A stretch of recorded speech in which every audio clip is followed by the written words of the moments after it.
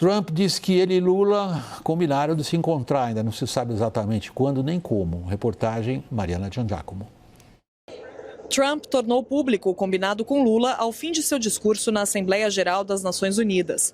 O republicano disse que o encontro foi breve, mas que ambos tiveram uma troca positiva. But we did talk. We had a good talk and we agreed to meet next week if that's of interest. But he seemed like a very nice man actually. He liked me, I liked him. But if you and I only do business with people I like. When I don't like them, I don't like them. But we had, at least for about 39 seconds, we had excellent chemistry. It's a good sign. O ministro das Relações Exteriores, Mauro Vieira, afirmou que a conversa será feita por telefone ou videoconferência. Has a very busy agenda, so it won't be possible to meet personally, but they will speak, and I'm very glad that it happened. O Palácio do Planalto mantém cautela com a situação, levando em conta a imprevisibilidade de Trump e o temor de que se repita uma situação como a vivida pelo presidente da Ucrânia, Volodymyr Zelensky, em fevereiro, quando ele foi constrangido ao vivo pelo americano. Os sinais de uma possível reaproximação entre os dois países vêm um dia depois de novas medidas retaliatórias contra autoridades brasileiras e com o tarifaço americano contra o Brasil em andamento. Pouco antes de elogiar Lula, Trump criticava a política interna brasileira, mencionando supostas afrontas a liberdades e ataques contra cidadãos americanos. A narrativa é alimentada em boa parte por Eduardo Bolsonaro, que há meses vive nos Estados Unidos. Desde sua aproximação com a Casa Branca, o deputado comemorou as tarifas e também as sanções impostas ao ministro do Supremo, Alexandre de Moraes, e mais recentemente a sua esposa, na esperança de uma anistia que livre Jair Bolsonaro da cadeia por tentativa de golpe. Eduardo disse que os elogios a Lula fazem parte das estratégias de negociação de Trump, que, segundo ele, pressionou o brasileiro e se reposicionou com mais força na mesa de negociações. A atuação de Eduardo em Washington contra o Estado brasileiro levou à abertura de um processo no Conselho de Ética da Câmara, que acatou uma representação do PT contra o parlamentar por quebra de decoro, o que pode levar à cassação de seu mandato. Também nesta terça-feira, o presidente da Câmara, Hugo Motta, rejeitou o nome de Eduardo para líder da minoria, alegando que ele não pode exercer o cargo fora do Brasil. A nomeação era uma tentativa da oposição de livrar Eduardo Bolsonaro das faltas no plenário. Sem essa estratégia, o acúmulo de faltas também pode significar o fim da sua legislatura. Pessoal, vale a pena a gente ver de novo algumas dessas reações ao momento em que Trump falava do presidente brasileiro. Vamos começar pela Janja. Esse é o momento em que ele está ouvindo a tradução. E a Janja está acompanhando aquelas observações que o presidente americano fez a respeito do presidente brasileiro, que rolou uma bela química. Química excelente foi a palavra que ele usou. A Janja acompanha o Lula nessas situações sempre. Vamos ver quem acompanha o presidente americano sempre. No caso, deixa eu ver se eu consigo jogar agora, o secretário de Estado americano, Marco Rubio. A reação dele, Marco Rubio tem sido uma das vozes mais ferozes contra o, como ele chama, regime brasileiro. Ele também é o responsável pela elaboração de um relatório de direitos humanos. Ele é o chefe do Departamento de Estado e diz que o Brasil não vive uma democracia. Essa foi a reação de Marco Rubio ao ouvir o chefe dele falando do chefe de Estado brasileiro. Vamos para a nossa conversa então. Ricardo Zúñiga, o texto escrito de Trump era muito crítico ao Brasil. As palavras improvisadas muito simpáticas. Vale o quê? Essas são as palavras verdadeiras do presidente Trump. Ele não é uma pessoa que gosta de preparar ou utilizar o texto preparado para ele e por outras pessoas. E, obviamente, esse foi o discurso que estava lá escrito e o que ele falou no momento foi o texto preparado segundo a política que os assessores deles achavam que estavam apoiando. Mas é exatamente essa tendência a surpreender. O Trump sempre tem que esperar o que não pode ter certeza do que vai acontecer. Então, essa é a verdadeira postura de Trump. Não quer dizer que vai esquecer dos problemas, dos conflitos entre os dois países, mas para ele essa relação pessoal é o mais importante. Sendo essa, na linha de raciocínio do Ricardo Zúñiga, Tiago, para o Trump o mais importante, o que ele acha em determinado momento, o que ele vai achar no próximo momento? Você é capaz de se arriscar?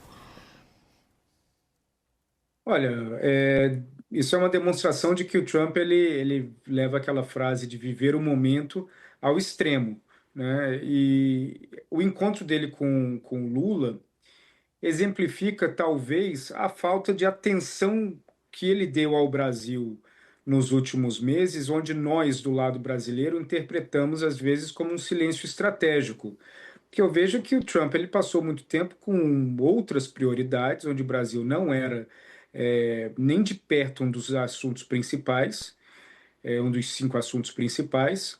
A questão do Lula passava pela cabeça dele de vez em quando, e a ausência do Brasil como parte do dia a dia do Trump foi refletida no próprio improviso que ele fez em relação ao Lula, ou seja, ele não tinha uma postura estratégica preparada.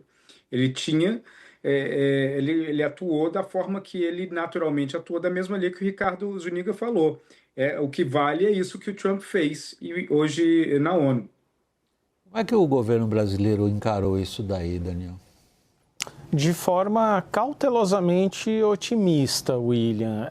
Existe só uma dúvida muito grande se o que Trump fez no final das contas foi um aceno ou se foi uma cilada, se ele estende a mão para uma oportunidade de negociação ou, na verdade, vai puxar ali para uma arapuca, para uma armadilha. Mas existe uma visão mais moderadamente otimista. Alguns cuidados que devem ser tomados. Quando o Mauro Vieira diz ali, olha, Lula tem uma agenda muito ocupada, viu? Não vai dar para ele ir pessoalmente ali em Washington.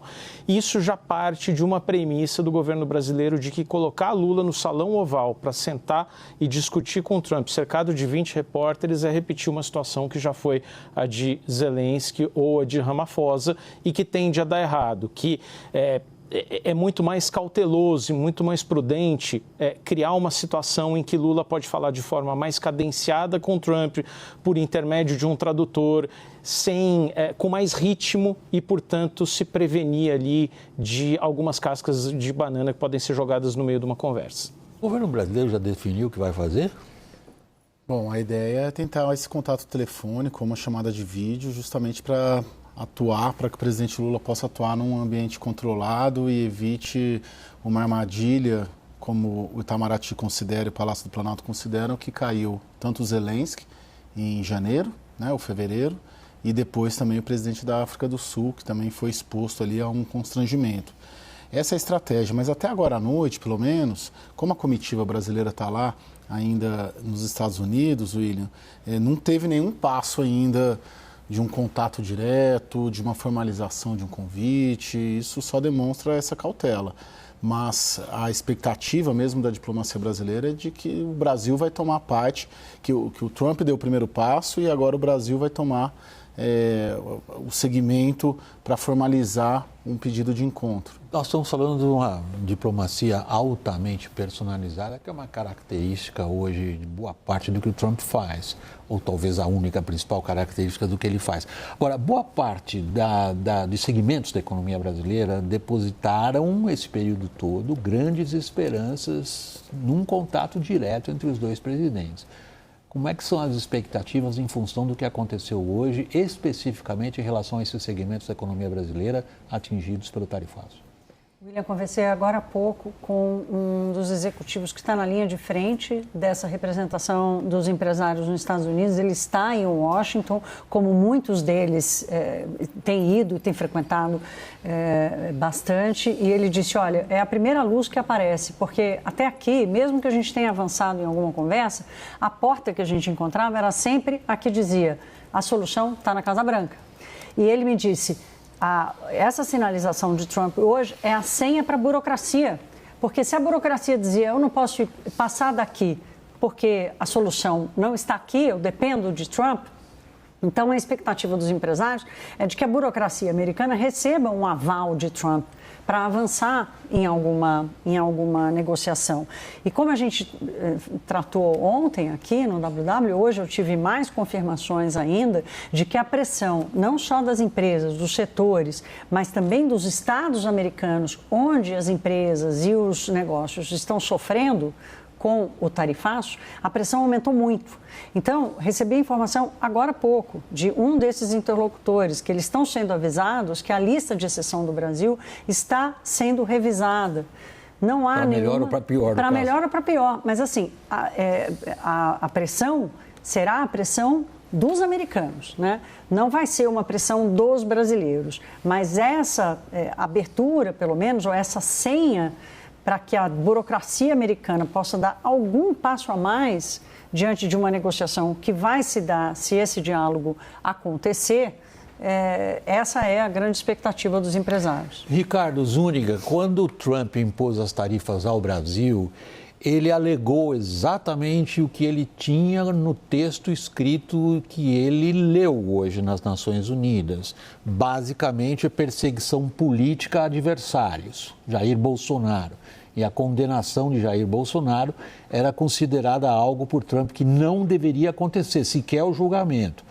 Agora, diante do que você presenciou em Washington, você está próximo, você acompanha isso profissionalmente, diante do que você viu hoje, você é capaz de identificar onde é que o Trump quer chegar em relação ao Brasil? É impossível ter certeza disso. O que o Tiago falou exatamente é a verdade, é que qualquer momento ele pode mudar de objetivo. Já vimos isso com a Rússia e a Ucrânia hoje, onde deu volta a uma política que mantiveram durante toda a administração até agora, até hoje, onde mostrou um apoio muito forte para Zelensky, totalmente diferente dessa reunião que falaram lá na Casa Branca. Então, também é verdade que são sinais importantes para a burocracia, mas isto não é determinante, ou seja, fica claro que também, como falou o Tiago, o Brasil não é importante para o Trump no dia a dia, para esta administração. A política exterior não é tão importante, tudo é doméstico. Mesmo quando estão analisando isto, estão interpretando o impacto para o consumidor nos Estados Unidos, para as empresas norte-americanas. Então, esse conselho para as empresas é sempre atuar através de um ator norte-americano, de uma empresa norte-americana, para chegar à Casa Branca, diretamente à Casa Branca, através de um contacto com o presidente ou em torno dele, é exatamente o conselho que nós damos, porque é a melhor forma, nesta Casa Branca, de ver resultados positivos. Tiago, se a gente considerar hoje o que o Trump disse a respeito do Brasil, o Brasil está indo muito mal e não tem outra saída, não foi a expressão exata dele, ele diz que o Brasil precisa cooperar com os Estados Unidos. E ele se encontra com o Milei e oferece uma ajuda à economia do Milei, na última instância garantida pelo dinheiro do contribuinte americano. O que normalmente a gente diria, isso aí é um anátema para o MAGA. Onde já se viu American Taxpayer Money pagando por um governo lá do outro lado do mundo, cuja, digamos, disciplina fiscal, no mínimo, estou sendo diplomático, sempre foi colocada em dúvida, Tiago. O que o Trump está pretendendo nesse jogo? Olha, o Trump, o planejamento estratégico do Trump não é um planejamento estratégico conectado entre temas. Cada tema é tratado de uma forma mais emotiva do que técnica. Existem as pessoas na Casa Branca que traduzem muitas das emoções do Trump para uma linguagem mais técnica, onde os temas eles não são necessariamente correlatos, muito menos são ligados temporalmente a falas prévias do presidente Trump. Então isso cria um ambiente relativamente caótico para quem tem que fazer o trabalho braçal do dia a dia na Casa Branca, de conjecturar as conexões do que ele fala, do que ele falou e do que ele potencialmente falará. Isso é altamente complexo, mas no final das contas é uma navegação de como o Trump ele trata cada assunto baseado no dia. A postura dele hoje de manhã não era necessariamente uma postura de afago em relação ao Lula. Ele pode ter ido preparado para enfatizar ainda mais essa frase de que o Brasil está mal. Mas talvez ele foi surpreendido pela imagem na frente dele em uma situação onde instintivamente ele mudou toda a lógica de como o jogo funciona, abrindo uma possibilidade muito grande. É natural que o Eduardo Bolsonaro vai fazer uma leitura de que isso foi estratégico, mas não foi. Na prática, não tem nada a ver. E com o Milei, o Trump vai ter que argumentar que pode ele estar, de certa forma, ampliando ou exportando a visão americana para outros países. Mas, quando na prática, ele está ajudando um presidente onde a bandeira central foi a bandeira de austeridade fiscal. Então, não está dando muito certo no momento e o Trump está indo para salvar ele mais pela lealdade e amizade. Nesse caso, Daniel, a gente já está entrando mesmo no como é que no mundo político em Brasília caiu isso que aconteceu hoje em Nova York. O bolsonarismo entrou hoje, eu brincava antes, num estado de negação, que é a primeira das 5 fases do luto, né? É uma decepção, ele morreu aquele Trump que a gente idealizava, vamos, acima de tudo, negar o que aconteceu. Agora, tem um lado que a gente também precisa considerar, que é o seguinte, se a gente pegar aquela velha carta do Trump do início de julho, onde ele elencava ali os pontos críticos do caso brasileiro, de lá para cá, nada foi resolvido ou piorou. Julgamento do Bolsonaro. Acabou e Bolsonaro foi condenado, né, a 27 anos de prisão. Acho que mais do que a maioria das pessoas achava que ia ser no início do julgamento. Big Techs, nada foi consertado, pelo contrário. O governo acabou de mandar uma regulamentação ao Congresso sobre mercados digitais. E o bom e velho protecionismo brasileiro, que continua pendente sem nenhuma evolução. Então, os fatores críticos elencados por Trump ainda estão lá.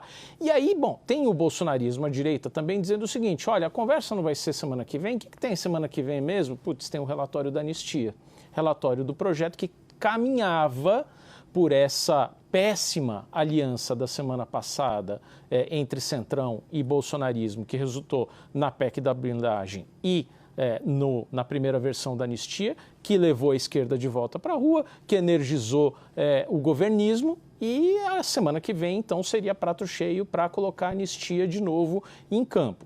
Me parece que entre as duas coisas, hoje está melhor do que ontem para o governo, na sua em romper esse isolacionismo em que estava o Brasil lá na Casa Branca, e me parece que está pior para a direita, mas a direita está enxergando fatores positivos também. Ou seja, não muda a postura? Governo? Da direita. Não, da direita... O governo está claro, o governo está adorando a situação até aqui. Não, William, ficou muito ruim hoje, assim, mesmo as justificativas que o Eduardo Bolsonaro, que o Paulo Figueiredo manifestaram, elas não são críveis. É uma cilada, uma armadilha, porque quando chegar a hora do encontro, o Trump vai expor o Lula e vai cobrar as questões, assim, se até ontem mesmo, eram sanções e hoje foi um afago, uma sinalização de uma conversa, foi um dia bem ruim, assim, para a direita, né? Porque o Trump é o ídolo do bolsonarismo, elogiando o maior adversário do bolsonarismo, que é o presidente Lula.